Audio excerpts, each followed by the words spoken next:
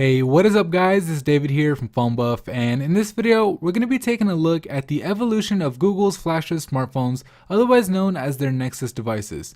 Now, looking at this collection here, you may be counting 1, 2, 3, 4, and 5, and you may be thinking, now wait a minute, that fourth box there is for the Galaxy Nexus, and the fifth one is definitely for the Nexus 4, so what's inside that first box? Well, it's not a Nexus, at least not technically.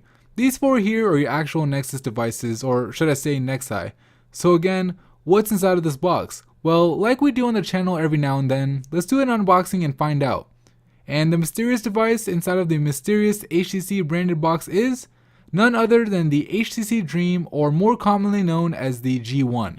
As in the OG numero uno, the smartphone that started it all for Android, so you know I just had to include it in this video. Now, before we get into how these devices evolved over time, I want to let you guys know that if you want to pick up any of these bad boys, which, you know, the older ones are kind of like collector items now, you can find the links right below the like button of this video for pricing and availability.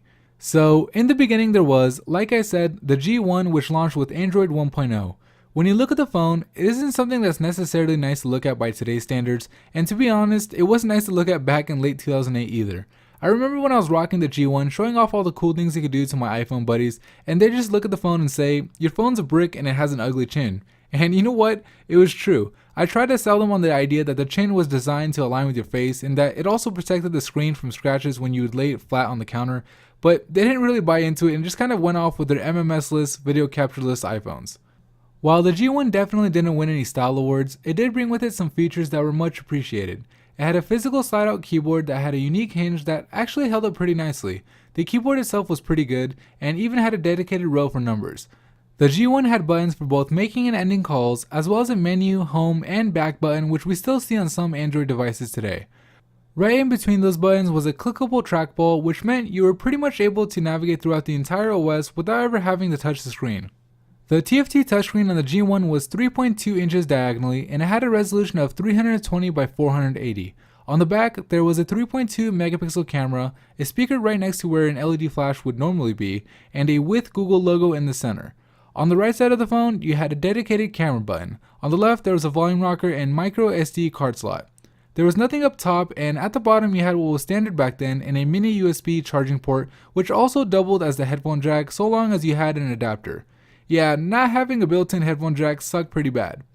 Under the hood, you'd find a 1150 mAh battery, and just to put that in perspective, that's almost half of what's inside the Nexus 4. The processor the G1 had on board was made by Qualcomm and was just a single core clocked at 528 MHz or 0.5 GHz for those of you who don't remember the days when mobile CPUs were measured in megahertz.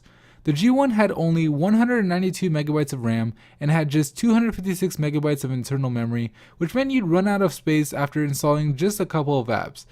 So after considering all of these jaw-dropping specs, the next logical question that comes to mind is, what were the dimensions? Well, like my friend said, the thing was a brick with a thickness of 17 millimeters and a weight of 158 grams. But thankfully, just like with the specs, Google improved on this with each and every new Nexus flagship.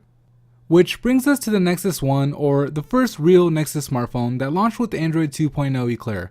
Though the Nexus 1 was manufactured by HTC just like the G1, you wouldn't think the same company made both phones when looking at them side by side. While the G1 lacked polish and didn't really look like a finished product, the Nexus 1 was arguably one of the best designed smartphones out in early 2010. HTC and Google did away with the slide-out keyboard, making the Nexus 1 33% thinner than the G1 at 11.5mm and 18% lighter at 130 grams. Google also upped the display size from a 3.2-inch TFT to a 3.7-inch AMOLED screen while increasing the resolution to 800 by 480. Physical buttons were replaced by capacitive ones, and the trackball made its second and final appearance on a Google flagship smartphone. Instead of the call end button like on the G1, there was a power button added up top along with a 3.5mm headphone jack. On the bottom, the mini USB charging port was changed to what is now standard in micro USB, and there was also 3 pins at the bottom for docking, but the accessories never really became widely available. Sound familiar? Anyway, with no dedicated camera button, there was nothing on the right side and only a volume rocker on the left. On the back, the with Google logo was changed to just Google, and the camera was upgraded to a 5.0 megapixel shooter with LED flash. Underneath the back cover, there was a 1400 mAh battery, and just like on the G1, there was a slot for a micro SD card and a mini SIM. Powering the Nexus 1 was a Qualcomm Scorpion single-core processor clocked at 1 GHz coupled with 512 MB of RAM, which were actually really exciting specs back in the day. With double the processing power, double the RAM, a better camera, and a bigger screen with higher resolution, it's somewhat needless to say that the Nexus 1 was a huge improvement over Google's previous flagship. But I don't know if I can say the same for its third flagship, the Nexus S made by Samsung, which launched with Android 2.3 Gingerbread. While there were definitely improvements over the Nexus 1, they weren't nearly as drastic, at least not on paper. In fact, to an uneducated eye, a lot of the major specs looked to be just about the same. The processor was still a 1 GHz single core, there was still just 512 MB of RAM, the slightly larger 4-inch Super AMOLED screen's resolution was the same, as was the camera's megapixel count. Now, specs are just specs, and real-world performance did actually favor the Nexus S over the Nexus 1, but again, the difference wasn't that big. Now, that's not to say that the Nexus S was a disappointment.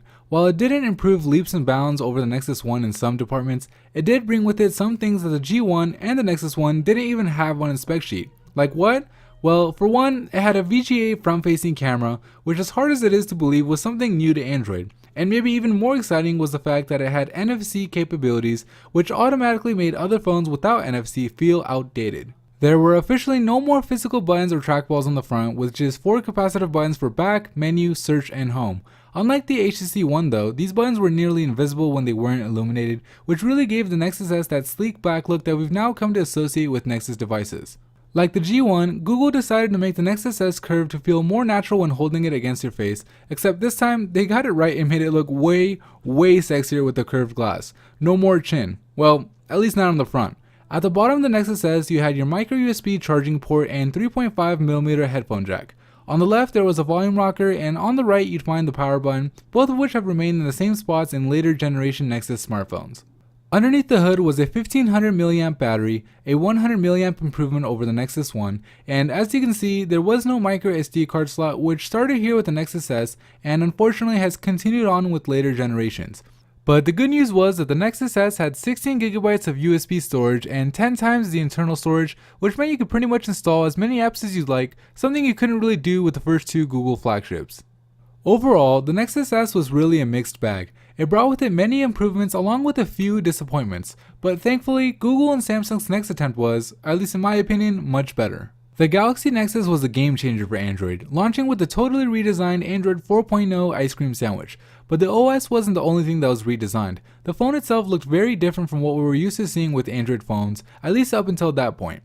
Continuing on with the trend of less and less buttons, whether they're physical or capacitive, the Galaxy Nexus had none. On the front, you just had an earpiece, a 1.3 megapixel front-facing camera, and a huge 4.65-inch display. That's right, I said huge, because back then, a 4.65-inch display was huge, relatively speaking.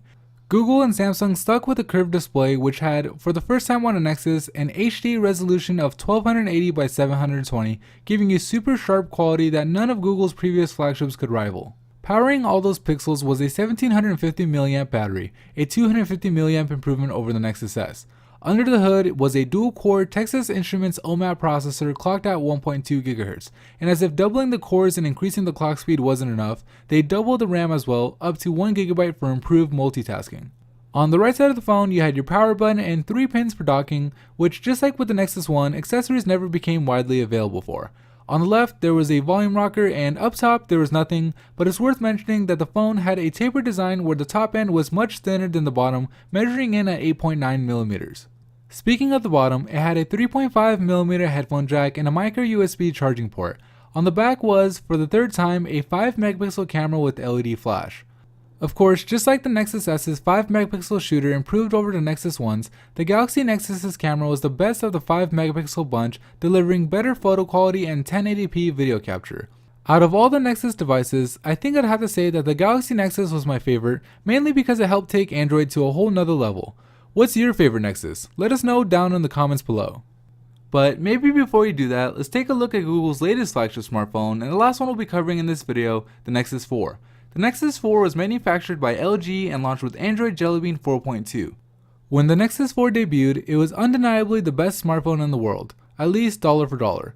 It had a beautiful non-curved 4.7-inch HD IPS display with a 1280 by 768 resolution, and it continued that sleek back look that was introduced with the Nexus S with nothing but an earpiece and a 1.3 megapixel camera on the Gorilla Glass covered front.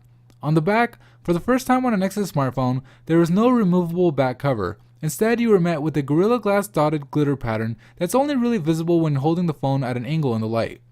The Google logo that had appeared on all previous flagships was changed to Nexus, indicating that Google wanted the Nexus lineup to be looked at as more of its own brand. Also on the back, for the first time since the Nexus 1, Google upped the megapixel count on the camera to 8 megapixels with an LED flash. Under the hood, there were several significant improvements. For one, the amount of cores in the processor was doubled once again to a quad-core Snapdragon S4 Pro clocked at 1.5 GHz. Following suit, the RAM was also doubled to a whopping 2 GB. To help power the larger screen and the more powerful hardware, Google and LG were able to fit in a 2100 mAh battery, an improvement of 350 over the Galaxy Nexus, all while keeping the phone relatively thin at 9.1 millimeters.